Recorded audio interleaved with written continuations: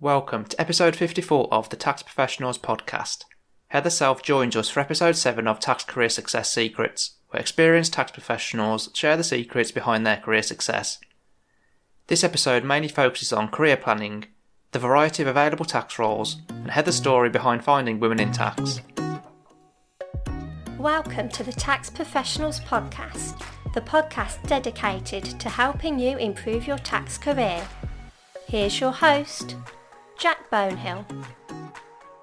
I had the pleasure of sitting down with Heather not long before she retired after a successful tax career spanning over 40 years. She's experienced roles for many different businesses. She's worked in practice, she's worked in-house, she's worked for HMRC and she's worked for a law firm. She's worked as a partner, most recently retiring from being a partner for firm Blick Rothenberg, but she was also a partner at EY earlier in her career. She's also worked as a tax director for Scottish Power. I'm not sure many can say they have the breadth of experience that Heather has, which has provided her with invaluable insights, has made her a better tax professional, and has given her a unique perspective. She's a founding member of Women in Tax, and in this episode she shares the story behind why and how she created Women in Tax with the other founding members. She's a big advocate of career planning for everyone, but even more so if you want to have children. I asked for her advice on how to decide, with some level of certainty, where you want to be in 5 years' time, given that there's lots of career routes available to tax professionals. She agrees it's difficult, but she provides some useful pointers. The episode also covers an overview of Heather's career and how roles for working in practice industry for HMRC and law firms all differ. It covers why Heather decided to go to HMRC later in her career and the invaluable experience this gave her. It covers Heather's answer to the question, do you have to be good at selling to become a tax partner? Advice around delegation and advice around developing staff. And the episode ends with Heather's advice that she would give her younger self, knowing what she knows now, and also her tips to help you to progress, develop and improve your tax career. Rough timings for each segment can be found in the details section of the episode within your podcast player, or by heading on over to the show notes at thetaxprofessionalspodcast.com/TTPP54. That's thetaxprofessionalspodcast.com/TTPP54. And TTPP54 just stands for the Tax Professionals Podcast, episode 54. To help students pass the ATT and CTA exams, I and Nitin Rabehu, BPP tax lecturer, created a free step-by-step guide to creating a revision folder. This is particularly helpful while the exams remain open book, because if a revision folder is created properly, it will provide quick access to key material within the exam. November 22 is the last open book exam, as they're going back to closed book in May 23. You can download the guide by heading on over to thetaxprofessionalspodcast.com/revision folder guide. That's /revision folder guide. A link will also be in the show notes. As I think a lot of us tax professionals do, I often get a tap on the shoulder from recruiters. From this, and my recent experience of hiring a manager in my team, salaries for us are skyrocketing. They'd be seen to keep on increasing and going up. If, like me, you're interested in knowing what you're worth in terms of salary, then get in touch with James from the tax recruitment company to benchmark what you're currently on. From his interaction with many different businesses and tax professionals, he has current knowledge of salary rates based on experience and specialism. You can contact James on 07768 252 252 at j.howell, that's HOWELL, at thetaxrecruitmentcompany.co.uk, or book a call with him via the taxprofessionalspodcast.com/salary chat to benchmark your salary or discuss potentially available roles, particularly if you work in corporation tax, as he is recruiting for many roles in this area at present. You don't need to remember James's contact details. They're all included in the details section of your podcast player and in the show notes for this episode at thetaxprofessionalspodcast.com/TTPP54. Without further ado, let's get to the episode. If you don't mind then, Heather, could you just start off by telling us a little bit about you and your tax career? So I've been in tax for a long time. I started off, as so many people do, at the Big Four, which at the time was the Big Eight, which I think gives you some idea how long ago it was. I started as a chartered accountancy trainee with Ernst & Young, and as soon as I qualified, I decided that tax was more interesting than audit and transferred into the tax department. I spent almost 21 years with EY, which was perhaps a bit too long looking back. I was a partner there for 9 years doing corporate and international tax. I then effectively got made redundant. I was in the wrong place at the wrong time and decided that was a good chance to do something different and moved into industry. And I spent almost 5 years as the Group Tax Director for Scottish Power, who at the time were a FTSE 100 energy company based up in Glasgow. Absolutely brilliant job, loved it. Being up in Glasgow was a bit of a challenge because my husband and 2 quite young children were back in Cheshire. But anyway, we coped, really enjoyed it, got a lot of good experience from that. That came to a natural end because we sold half our group to Warren Buffett. And I then looked for my next move and really had to think quite hard about whether I wanted to stay in industry, go back into the profession. Ended up going back into the profession and went to Grant Thornton, which was the one career move that didn't work well for me. Grant Thornton are a great firm. I wasn't right for them and they weren't right for me at that time. So I only stayed there about 18 months. Again, nearly went back into industry, almost got another job back up in Scotland, but that fell through and I ended up joining the revenue for a couple of years. And that was very much a case of the job became available and I thought, well, this might be fun for a short period, see something different. So I spent 2.5 years in the anti-avoidance group of HMRC, where I was challenging large corporates on their tax schemes, which I have to say was a great example of I'm not sure if it's poacher turned gamekeeper or gamekeeper turned poacher, but whichever it was really interesting for a couple of years. From there, I carried on doing tax disputes by moving to a law firm and being in their tax disputes practice for 7 years. And I then decided I'd had enough of working with lawyers. I'm actually married to a lawyer, so I do like them really. And I moved to Blick Rothenberg, where I've now been for about 4.5 years. And I've come back to my roots, really. I'm now working for an accountancy firm doing a range of tax advice, mostly to entrepreneurs, and it's great. You've had quite a lot of different roles and kind of from different types of employers, you know, from the HMRC to the law firms and stuff. So you've got a lot of different perspectives now, I'm sure, on how tax roles can be different dependent on the type of employer that you work for. I mean, how different do you think the roles are in practice then compared to, say, an industry or for HMRC or for a law firm? Or do you think they're all fairly similar? No, I think there's a lot of difference. I think there's a big difference between practice and industry. And to me, the biggest difference, and something I really enjoyed, is that in industry, you actually have to take the decisions. As an advisor, you can only advise. You're always saying, well, you've got these options and this has got advantages and this has got risks. And if I were you, I might do that. But in industry, you actually have to say, OK, I've got the information. We need to make a decision. And the decision is this. So I liked having that sense of the buck stops here and actually being able to implement projects. I really liked working for an energy company. And actually, I really liked working for a Scottish company. I liked the ethos of, it was a company that did its best to do things right. And we were a good team. I enjoyed having a clear role within a well-defined team and getting involved in projects such as wind farms and hydroelectric power stations and in reducing the emissions in the old coal-fired power stations. It was very varied, very challenging. It was good fun. And I think it's taught me a lot coming back into practice. Just a simple example, I think I'm probably much better at billing than I used to be because I don't faff around. When I was a client, give me a budget, stick to the budget. If you can't stick to the budget, tell me before you get to the end of the project. Don't just assume it's all right to bill me extra. So with my clients now, I try to be realistic in my estimates, explain if it's gone over the estimate and if so, why. And if it's my fault, then let's stick to the estimate, but make sure the client knows it might need to be more next time. So I think it's helped me understand some of the pressures on clients and probably be more straightforward in the way that I deal with them. The revenue was different from another aspect. Personally, I think a lot of people would benefit from working on both sides of that fence, because I think a lot of the difficulties for advisors working with the revenue arise because neither side really understands what pressures the other is under. So at the revenue, I found the technical standards were great, really enjoyed working with the people. It was such a relief not to have to do timesheets for a while. but there were things that weren't as good. The project management sometimes didn't have a sense of urgency to it. So there wasn't a sense of, we must get this done now because the customer is waiting for an answer.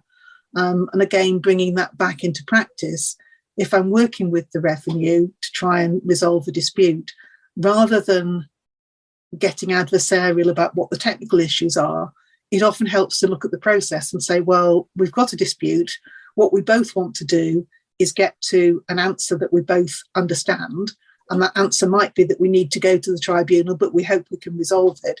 But let's work out how we can set a realistic timetable, what we need to do to reach a decision on it. And sometimes that works, not always. It can still be frustrating. So I really appreciate having seen things from different angles. And I think I bring that back to working with clients now. Yeah, there's so many interesting points I think you mentioned there. So the first one I quite liked was the point about, I suppose, billing, but I suppose more generally than that, it's about, I suppose, being on the side of being advised to rather than being the advisor. So then I suppose that's given you a good perspective now and a good understanding of how it feels like to be on their side. So then I suppose you've catered your approach to do something that's good for them as well as for you. And then when it comes to the HMRC side about the no project urgency and kind of taking the approach of what's the process rather than the technical points, I think particularly for me as well early on in my career, and I'm sure a lot of other professionals as well that work in tax, they would focus too much on the technical point rather than that process point that you just talked about. So that's definitely something I think people should take away from your points there. And I think with clients, something which I learned in-house and something which I know is very much part of Blick-Rothenberg's philosophy, we try very much to be practical and to actually give the advice that helps the client to reach the decision, rather than writing memos that are pages and pages long and full of technical detail. It's more about, well, here are the important points. Here's an appendix with all the technical detail if you need it, but here are the key things that we need to discuss in order to get the project moved forward. Yeah. So I think it's probably fair to say then having these variety of roles has made you much more well-rounded as a professional. So I suppose help your clients better than what you would have if you hadn't had such a variety of experience. I think so. It's that ability to see things from different angles that I hope my clients value. Yeah. So in terms of the law firm side of it then, because I've never really understood the difference between working for an accountancy firm and a law firm as a tax professional. So could you just talk us a little bit about that from your experiences? It's really quite interesting. If you go back a long way, probably 40 years now, and I'm definitely showing my age, tax didn't really used to be a specialist subject, that within the accountancy firms, you didn't have separate tax departments. And within law firms, again, you had commercial partners, but you didn't necessarily have specialist tax partners. And then when it started to develop, the accountants, to some extent, stole a march on the lawyers, in that I think they were the first to see that if they'd got clients with whom they had a regular relationship, they were doing the audit or whatever, then they could build that relationship on tax as well and win a lot of tax advisory work. Lawyers tend to be more transactional. They tend to come in, do a transaction, an acquisition, a merger, a disposal, and then go out again. So they don't have as much of a continuing relationship with most of their clients. So in the UK, a lot more tax advisory work is done by accountants rather than lawyers. It's quite different in the US. In the US, I'd say there's more done by lawyers, and I'm not quite sure why that's developed differently. So being in a law firm, you don't have that base of underlying compliance work. You don't have as many recurring clients, and you're having to develop and win project work more. And I think lawyers, there's the old fallacy of at the express checkouts at the supermarket, which says 5 items or fewer. The lawyers will be the lawyers with 10 items in their basket are the ones who can't count, and the accountants are the ones who can't read. It's always said that to a great extent, accountants focus on the numbers and lawyers focus on the words. And I think there is some truth in that. One of the things I learned being in a law firm, we were dealing with disputes which were quite often contentious and potentially going to the tribunal, but the lawyers really meticulously made sure they had all the evidence, they got all the details properly, and would also focus on a lot of the administrative requirements. Was this assessment in time? Had the revenue properly raised it? Were there any grounds to challenge it? So it was very much about all the aspects of the transaction. Accountancy firms tend to be more pragmatic, which is great if you're trying to, do a capital allowances computation and you need to make a reasonable estimate of whether particular items are long life or not.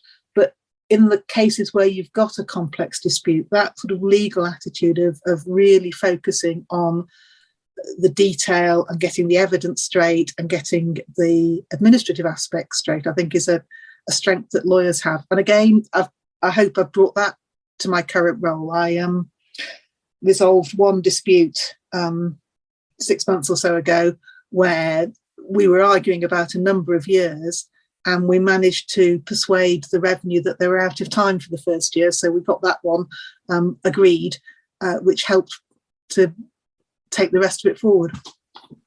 Yeah, I suppose really then that kind of lawyer approach to disputes and stuff, it's almost as if they take more of a step back and start at the basics rather than jump straight in at the technical argument or straight in at the numbers, which maybe from your experience by the sounds of it, tax advisors and accountants would be more inclined to do that. Yeah, I think the lawyers are really good at making sure they've got all the facts set out very clearly. There was one client I worked at in the law firm where the initial work had been done by one of the big four, and they then had to step back because they were the auditors and they weren't allowed to handle contentious tax matters which were going to go to litigation. And we came in and we actually repeated all of the evidence taking because the accountancy firm just hadn't done it thoroughly enough to stand up in court. They hadn't really taken the client step by step through the documents and what happened on each day and everything.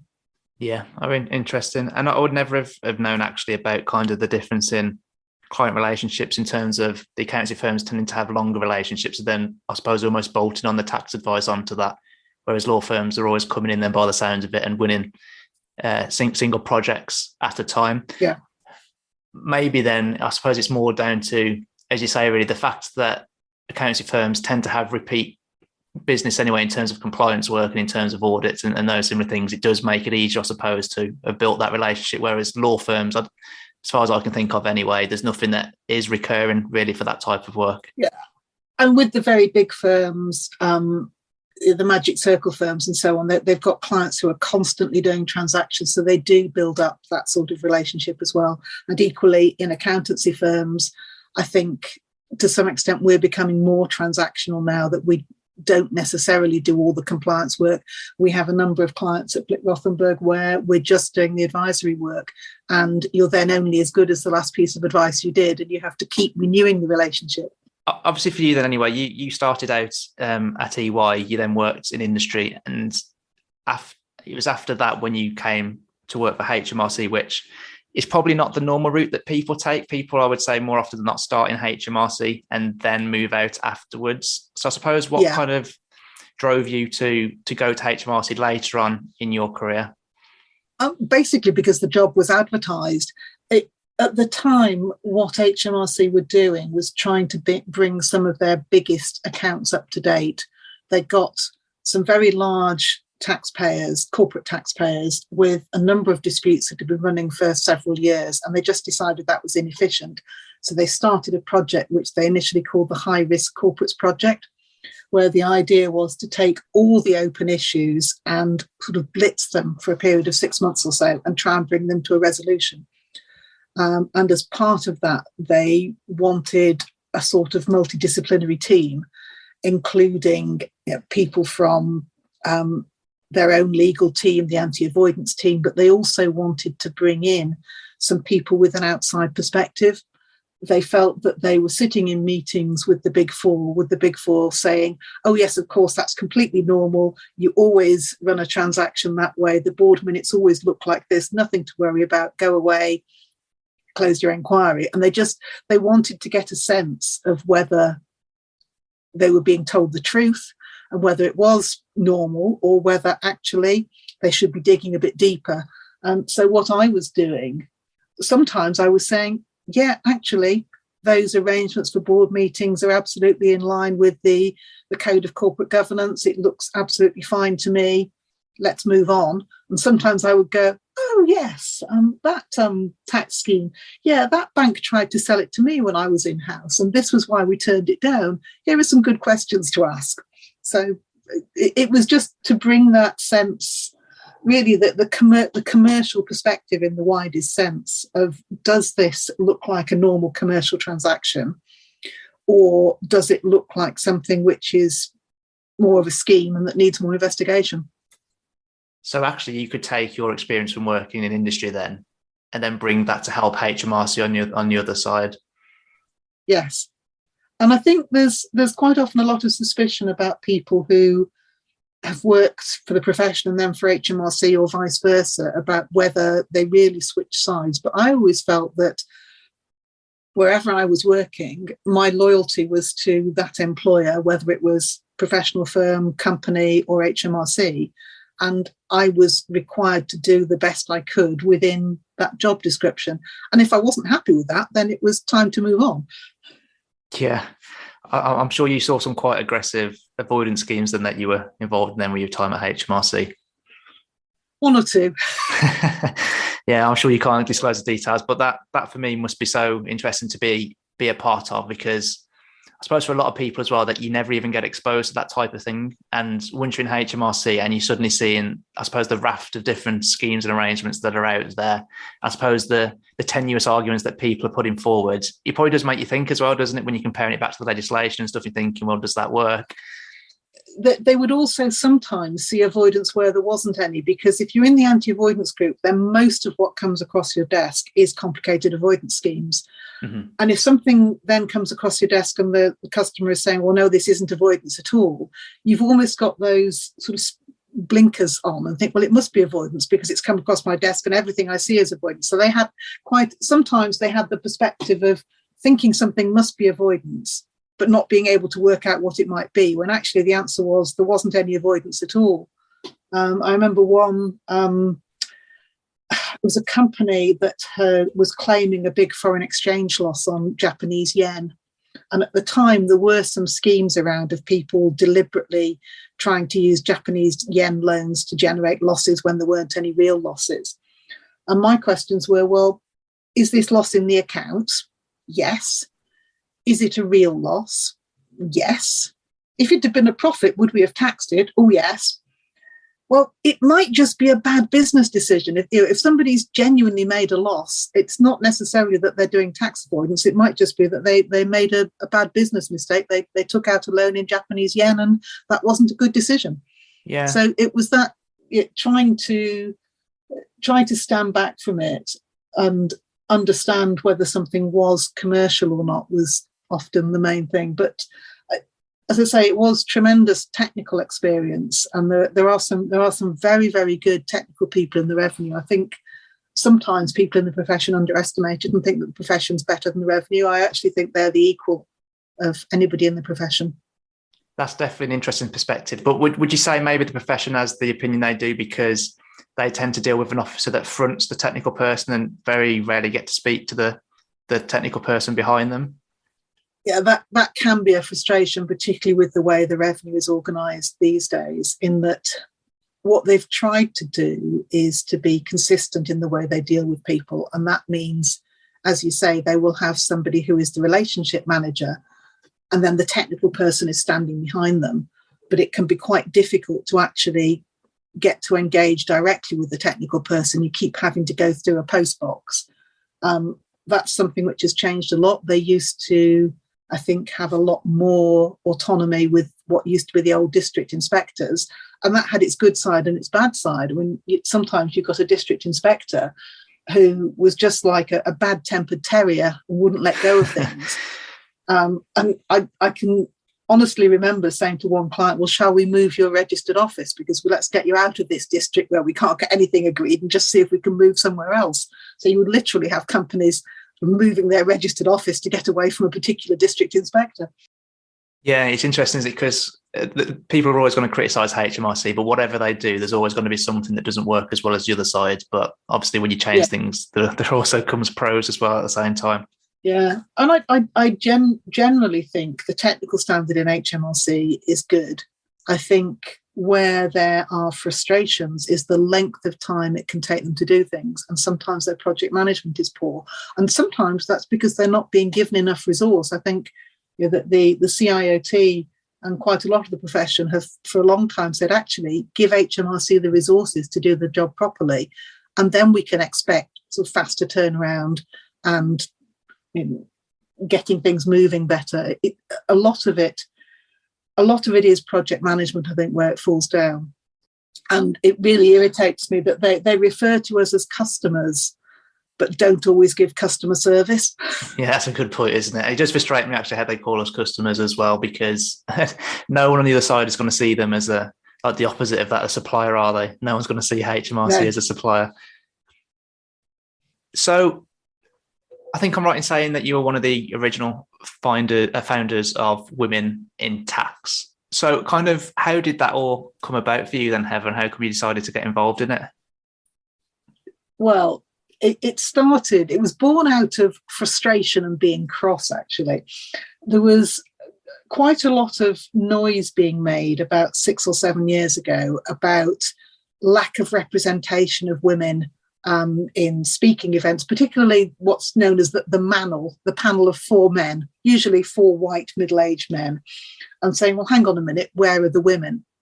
And there was one particular event, it was actually an ICAW event, where I knew one of the panelists, and he'd said, he really supported more diverse panels and every panel should always have a woman on it. And he was on this panel along with 2 other men. And I messaged him and said, you're going to get a woman for your 4th member. He said, oh, it's very difficult. We've asked 2 or 3, but they've all said no. And I then said, well, you could always add an extra person to the panel. Here's the names of 5 women who are heads of tax in industry. You could add one of them to get that perspective. Anyway, went along to the event, and it was 4 men on the panel and a male chairman. And the chairman then introduced his balanced panel because it had 2 accountants and 2 lawyers on it. And I was just cross. And there were a few friends at the same event, and we'd all been having this discussion about panels that don't have women on. And I said it was actually Judith Friedman, Professor of Tax Law at Oxford. I said, Judith, is there an organisation for women in tax? And she said, no, there's one for women in law, but there doesn't seem to be a women in tax one. I said, right, it's time we had one. So we put the word out just informally, actually mostly on Twitter, and said, we're thinking of forming Women in Tax. Does anybody want to join in? And got together about a dozen people. So we met for a drink and a chat, actually at my offices, where we just sat around and said, well, do we think this is a good idea? And if so, how are we going to organise it? And I have to say, if you get a dozen women in the room, things get organised quite fast. By the end of that first meeting, we decided we were going to be called Women in Tax. We had our key mission statement, we had a Twitter account, and we had a website, and we decided to form a committee. So we got going quite fast. And I had to say, before that, I tended to stay away from women's networks. I tended to think that, well, I'm in a male-dominated profession and I'm going to have to compete with the men, so I'll join the male networks. I'll join the Institute for Fiscal Studies and the International Fiscal Association and the CIOT, and I'll just participate in things which are open to everybody. And if I'm the only woman there, so what? But I'd reached that stage in my career where I felt that it was important for younger women to be able to see that there are female role models out there, and for us to be able to encourage them and help them develop. And so our mission statement, which has stayed the same, we wanted to do 2 things. We wanted to increase the profile of women working in tax, and we wanted to be a supportive network that was available to all women in tax. So it was profile and support. And it's been going about 6 years now, might be coming up for 7. And I think we have had an impact. Had a lot of fun. We found that we enjoyed meeting, and we've had some good events, and we've always been quite happy for men to come along. Very few have done so. Just occasionally we said no, women only, because it would be something about confidence building or speaking out, and we wanted to have that as just women. But on the whole, for most of our events, we've been quite happy for men to come along. And it was quite noticeable after about a year or two that I would start to get phone calls from people saying, I'm organising an event and I've realised I've not got any women speaking. Can you suggest somebody? Which the answer was, yes, here's somebody you might have. And by the way, next time, how about getting a woman on the organising committee? And then it'll be easier. So I would always help people once and then try and get them to get their structures better. But I helped to organise the Institute for Fiscal Studies conference one year, and they're always very good anyway on their diversity. And I think the organising committee was 50-50 and the conference was 50-50 with no difficulty at all. Yeah. So it's been good fun, and I think we have had an impact, and I think it's still going strong. Well, I think you absolutely have, because which basically sounds like it started just as I started working in tax. And I think anyway, for my generation, it's less of an issue probably than what it was for you. Still an issue, but not as big of one. So I definitely haven't seen all the, I suppose, the bad things that you've seen over the course of your career, but I've never really noticed it that much from my perspective. Maybe that's because I'm a white male, I don't know, or it could just be that it has made that massive difference. But from people I've spoken to who are involved in women in tax, I mean, I spoke to three people recently who all volunteer for one of the branches, and they're all very big advocates of it. They speak very highly of it, and everyone who I've spoken to has also said that. I have actually been to one of the events myself. It was only one of the ones online though, because it was during COVID, but I wouldn't be adverse to going to one in person. I think for me, it's more about the topics that are being discussed or talked about at an event. And if it took my fancy, I would happily go along to it. Just a reminder, to benchmark your salary, find out what you're worth, or discuss available tax roles, get in contact with James at the Tax Recruitment Company on 07768 252 252, at j.howell@thetaxrecruitmentcompany.co.uk, or book a call with him via the taxprofessionalspodcast.com/salary chat. All these contact details are included in the show notes for this episode at thetaxprofessionalspodcast.com/TTPP54. Outside of women in tax then, one of the things I know you're a big advocate of is career planning for people generally, but also I think with a bit of an emphasis for some different tips for women as well, particularly ones who want to have children and a career. I suppose then, what experience have you had in this regard, and how come you're such a big advocate of career planning? I think it's two things. Firstly, I didn't do enough career planning myself. I went with the flow, and I never really stopped to think whether I was on the right path or whether I should change direction. I think if I was starting afresh, I would probably have tried to make the leap into industry at an earlier stage. And the other thing is that there is an elephant in the room if you're a woman. Are you going to have children or not? Your employer can't ask you. There's lots of good anti-discrimination legislation, but it's going to be a big decision for a lot of women. Now, there are some women who don't want children, and that's absolutely fine. People are going to take different decisions, but I think it's important to recognise that if you might want to have children at some point, then it's going to have an impact on your career, and it's worth thinking about how that's going to work for you. I was incredibly fortunate. I actually met my husband when I was 14, and we've been married 40 years now. So I'm definitely owning up to my age here. But he's a few years older than me, and we knew we wanted children. He said to me when we were first chatting about it in my mid-20s, he said, if you're enjoying your career and you think you can get the promotion to partner, go for that and then have children. And he was absolutely right, because I had both my children after I made partner. It gives you a lot more bargaining power if you've already reached that level, rather than trying to get to partner with young children. The other thing is that very unusually, and it's still quite unusual now, he's the one who worked reduced hours. So we had our first child, and I was going back to work after 6 months, and he went into his boss and said, you remember last year when my partner Anne had a baby and she came back to work on reduced hours? And his boss said, yes. And my husband said, well, we've just had a baby and I'd like to do the same. And you could almost see the speech bubble of, but you're a man. So he did do that. So all the way through, I've been the one who's worked whatever hours I need to work, have travelled as much as I need to travel, and he's been the one who's had the primary responsibility for being home for tea time and bath time. I think I'm incredibly fortunate in that. I've always said my advice is, if you can, find a good man early and hang on to him. But it has meant that I've been able to combine quite an intense career with having children. Now, as I say, it's going to work out differently for all sorts of people. But if you want children, it's worth thinking about how you're going to manage that, who's going to do what, whether it is going to make sense for both of you to go full tilt at a career, in which case you're going to need a blooming good support system, or whether one of you is going to take a step back for a while, and if so, which. And I think one thing that employers are not very good at yet, they're gradually getting better, is they tend to assume that people are either climbing the ladder or they've got off. Whereas in fact, it should be possible to climb the ladder, pause on a landing for a few years, and then get back on again. If people are going to have to work now until their late 60s or even 70s, that's a long time. 2 or 3 years when you're perhaps not going full tilt at the next promotion shouldn't matter in the grand scheme of things.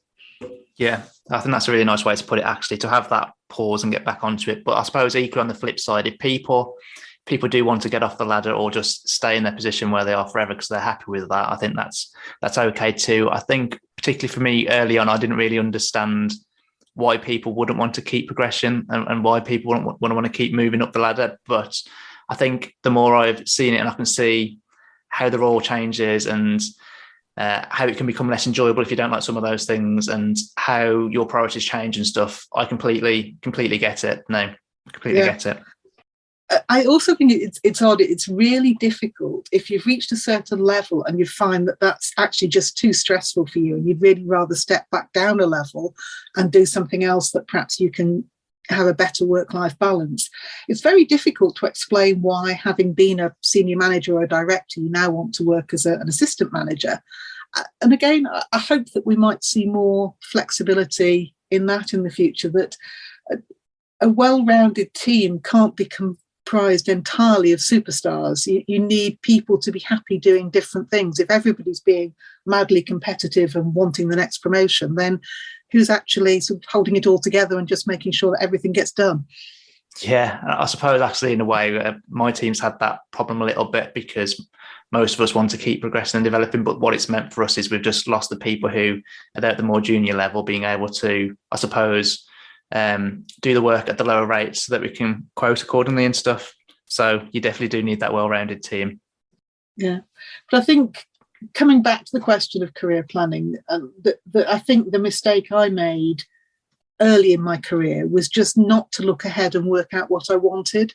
And the main thing I say to people at an early stage, someone like yourself who's been in tax 5 or 6 years, what is it that you want to be doing in 5 years?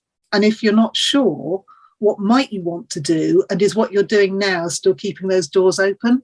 Yeah. And I think that's something that I didn't do. And I certainly say my children are now in their mid-20s. And I say to them, well, you don't have to find the perfect job first time, but have an idea of what you're aiming for and make sure that what you're doing now fits with that path. Yeah. Can I just dig a little bit deeper down into that then about kind of what do you want to do in 5 years? Because it can feel like there's so much information out there and so many different possibilities, and also the world is changing. How can you figure out really what you want to do in 5 years' time with any sort of certainty at all? Have you got any advice at all around that? I do agree with you. I think it's getting more difficult for younger people because I think the world is just changing so fast. Something I did actually about 5 years ago now, I knew I wanted to change what I was doing. And I wasn't sure what I wanted to do, whether I wanted to change my role in the job I was doing then, or whether I actually wanted to move. And I found myself a career coach. And it took me a little while to find the right person. Then I did find the right person and we really hit it off. And I just set myself a budget and thought, right, I'll pay for 6 sessions with this person. And we sat down And she said to me, right, how do you see yourself in 5 years' time? What do you see yourself doing? What do you want to be doing? And after just a couple of sessions, she was able to reflect back to me and said that the things that you really enjoy are this, this, and this, aren't they? And you don't really like that, and that. And it helped me refine my ideas. So I would say, if you can afford it, or if your firm will pay for it, go to a good career coach. If not, find a friend, somebody who knows you but can be neutral and can give you some honest advice, and try working out what it is that really excites you and that you enjoy. So looking at my son is 28 now, and he has found out through the jobs that he's done that he really likes working with people. He really likes being hands-on in his job. He accepts there's a certain amount of admin to do, but his preference is to be hands-on and working with people. So whatever he does next, that needs to be a big part of it. My daughter, she's just trying to work out what she wants to do over the next few years. She's very fortunate that a good friend of mine is a trained careers advisor. So we went and had tea with her on Sunday. She sat down with Kate and was able to, through that, sort of understand what her strengths are and what it is she needs to do to find the next move. So I would say phone a friend.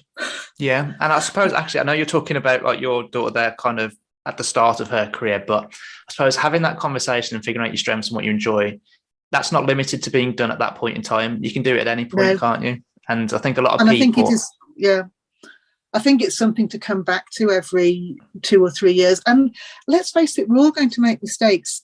Nobody ever has the perfect career. And I don't think anybody ever designs their career perfectly. There's a lot of luck, good and bad, in any career. And I think accepting that. And so, for example, you might take a job thinking it's going to be perfect, find out it's not what you expected, that there's stuff about it you really don't enjoy. Well, fine, move on from that. And you've learned something, even if what you've learned is that wasn't the right job for you, because you won't make that mistake again. So it's always about, I think, understanding what you enjoy and what you want to be doing, and just checking in to make sure that the job you're doing at the moment is satisfying at least some of that. If you find that you wake up on Monday thinking, oh my goodness, only 35 working hours till Friday, then that's probably a sign that you're not in the right place. Yeah, it's an interesting point, actually, because I think throughout all the things you were saying there, one thing that I suppose kept coming up was that a big part of your role, you need to enjoy a big part of your role. And if you don't, then you should probably move. I suppose it's really hard, isn't it, to motivate yourself as well to do things if you're not enjoying it.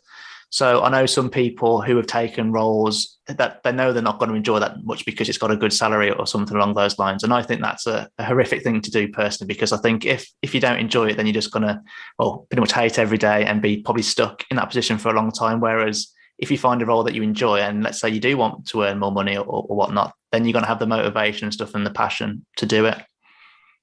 Everybody's going to have different motivations, and motivations will change over time. And I think it's also worth saying that there's very few jobs where you're going to love every minute of it every day. Even in the best job, you're still going to have to do your timesheets or your anti-money laundering training or whatever it is that you find boring. Yeah. But it's the balance that, on the whole, you should be waking up looking forward to the day. And if you're not, then just question whether you are in the right place. Yeah, it's a good point. I mean, if you don't mind sharing, Heather, as well then. So you said kind of your career coach picked out some key areas that she was like, these are the areas that you enjoy. Are you able to share those with us and kind of just help us understand a little bit how you then found a role that kind of incorporated all those things? Oh, I'm not sure I can remember them because it was about 5 years ago. And we were, to some extent, I don't know, I honestly can't remember most of it. I think it's probably, I really enjoy a lot of the press stuff that I do. I think I enjoy communicating, and I enjoy explaining things, and I enjoy problem solving. Yeah. I like being challenged intellectually. And I like there's always that indefinable thing about being part of a team and being part of a team that you enjoy the people that you're working with. Yeah. Which is hard to put your finger on, but when you find it, you know it. Yeah. And kind of on the related note then, so obviously, well, one thing that I'm told a lot anyway is if you want to become a partner at some point, that a large element of your role relates to sales. And so it sounds like, at least for you then, a large part, I'm sure it still forms a part of it, but it's not as big a part as maybe what some people make out to be. Is sales still an element of your role, would you say? And have you kind of minimized it because you enjoy that less than some other areas, for example? That's a really good and probably quite a tough question. I think selling is not something that I think I enjoy. I suspect I do more of it than I think I do, but I prefer to sell by doing a good job for the client and building a relationship with the client so that they then want me to do more and they might recommend me to somebody else. I don't like the out and out going and building a relationship from scratch and trying to go, hi, I'm Heather, buy me. I also think that within accountancy firms, I think there does need to be a mix of, and I suppose it's the hunters and the farmers, the ones who are going out and winning work and the ones who are then doing the work and making sure that it's being done well so that the work then grows. And I think I'm more of a farmer than a hunter. Mm-hmm. But also, I do think in tax, actually being good technically is really important and is sometimes undervalued. Yeah. If somebody, I'm not going to name names or even say which firm it was, but I did have one person I worked for who was really good at selling, but he oversold and charged fees that I thought were excessive and sometimes got clients doing stuff that was probably too risky from a tax point of view, and I wouldn't have sold it. So I wasn't comfortable with that because I didn't think that it was like a used car salesman trying to sell the car that's overpriced and got every fancy gadget when really what you want is something reliable to go down to the shops. Yeah. It's actually quite interesting then when you were kind of explaining your approach to doing the sales stuff thing, because I suppose in a way what you've done is you found, I suppose, the ways of doing it that you enjoy, and you've focused on doing those more than the areas that you don't like, or maybe even remove those parts you don't like completely. So I suppose even from an element of your job that you enjoy less, you found an enjoyable part of it to kind of keep doing. Yeah, I think there's also an acceptance that you can't just do the bit that you really enjoy all of the time. There needs to be an acceptance that there's something like an 80-20. If you can spend 80% of your time doing the stuff that you enjoy and put up with 20% that you're not so keen on but needs to be done for the good of the firm, then that's fair enough. Yeah, I suppose what you can try and do anyway is you can try and pass as much of that down to other people as possible and just keep the stuff for you that is absolutely essential that you can do and no one else can do. But I know the world's never perfect with that, is it? There is something else that's quite interesting in that, though, because the thing that's very tempting, particularly if you're experienced and very good technically, is to say, oh, it's quicker to do it myself. Well, it is quicker the first time, but if you don't bring on other people so that they can learn and can understand how to do it, then actually you're just building up a system that's inefficient because you're always going to have to do it yourself if you don't teach other people. So an important part of the role for me, particularly as a partner, is developing the junior members of the team, giving them chance to grow and to learn stuff so that they can then come through and progress. Yeah. I actually have a bit of an internal battle with myself, actually, when it comes to delegating technical work and technical research, because it's one of the elements of the job that I really enjoy, and it's probably the area I enjoy the most. But I know now at kind of senior manager level that I need to pass it down sometimes. So I'm trying to almost get the balance of delegating it to give staff the opportunity to do it and to help them grow and develop, but also keeping enough for me because I still enjoy it. I'm never going to be able to get the perfect balance there, but I think I need to keep some of it because I do enjoy it so much. I can't give it all away because I think it would make my job enjoyment and satisfaction much less. And also, as a client, sometimes what I'm paying for is the person who's got that experience and technical knowledge. And actually, I really need the expert, and I'm prepared to pay for it. And I don't want it being delegated down to somebody junior who's not going to tell me anything I don't know. Yeah.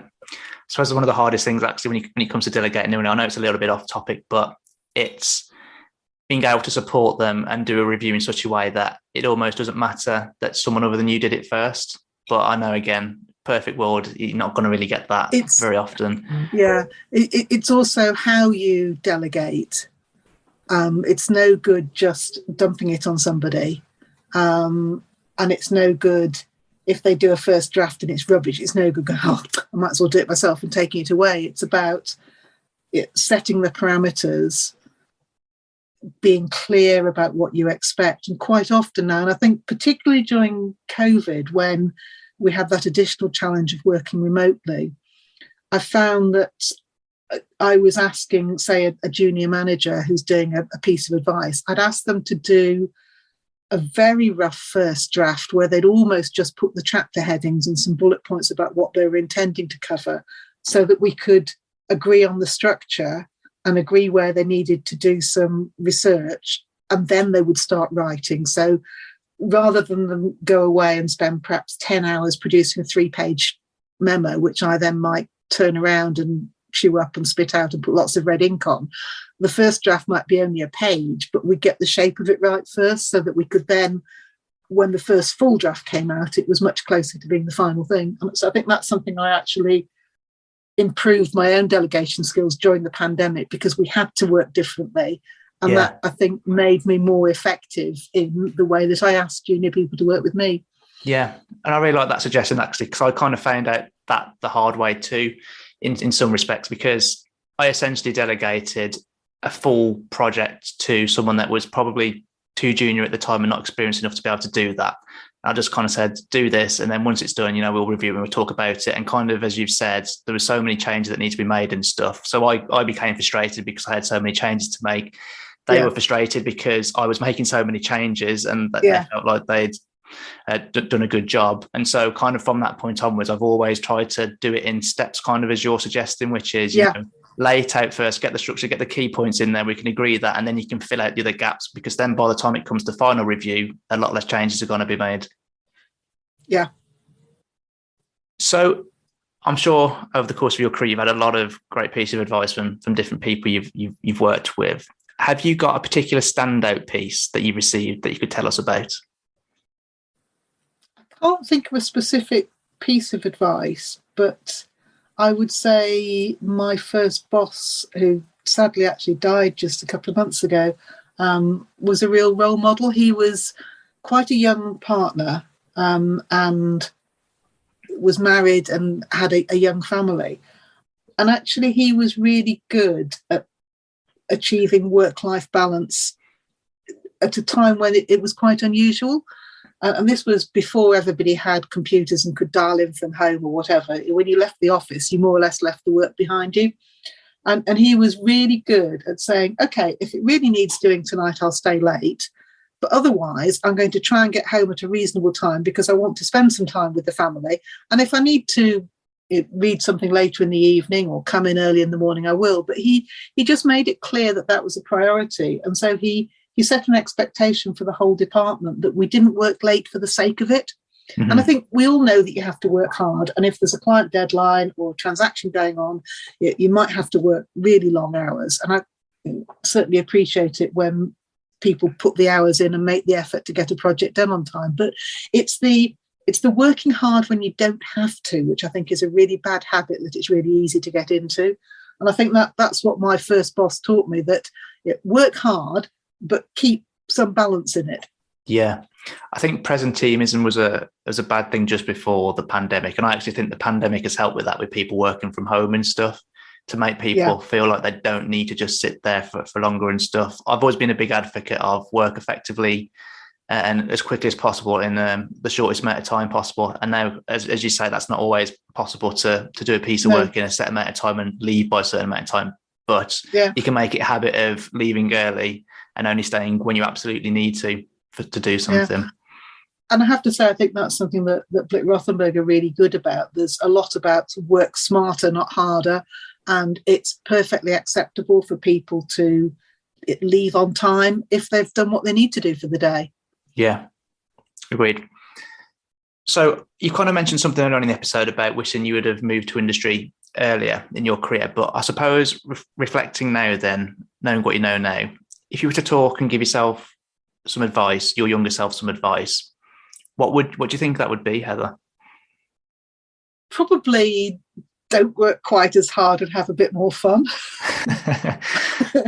I think I was ambitious. I joined Ernst & Young. I worked hard. I got all my promotions straight off. So I actually made partner at 32, which was, relatively young.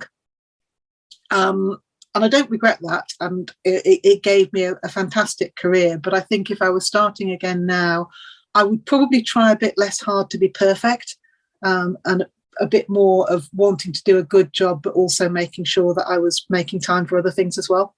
Yeah. It's funny actually you should say that, because a lot of people I speak to say something very, very similar. So it's obviously not a mistake, but it's obviously something that a lot of people do and would do differently if they had the opportunity to do it again. So just kind of as a final point then, Heather, so listeners to the podcast tend to be people who want to improve, progress and develop their own tax careers and, be successful in their own right and for what that means for them. What would you say are your top tips for people who want to achieve that? So I go back to something I said a little while ago, which is to think ahead, have some sort of plan for where you think you want to be in 5 years' time. And that might well change. It might change every year, but have a plan and something you're aiming for. Look out for people who can be mentors or coaches for you, because a lot of people are willing to do that. And I think what sometimes makes me sad is when people don't ask for advice and help, when somebody more senior would almost always be willing to give it to them. So don't be afraid to ask for help. And I think the main thing is make sure you're having fun, whatever fun means to you. Make sure that you are enjoying it, because I think tax can be an absolutely fabulous career if you make the most of it. Yeah. And although my career has been relatively short in comparison to yours so far, I think it's a great career, and I'm sure a very enjoyable one for the rest of it for me too. All links and contact details mentioned throughout this episode can be found in the show notes at thetaxprofessionalspodcast.com/TTPP54. The links include a link to download the step-by-step revision folder guide and contact details for James Howell to benchmark your salary or discuss available roles. But that's it for this episode. I hope you liked the episode and have taken away some useful points to help you to progress, develop and improve your tax career. Until next time.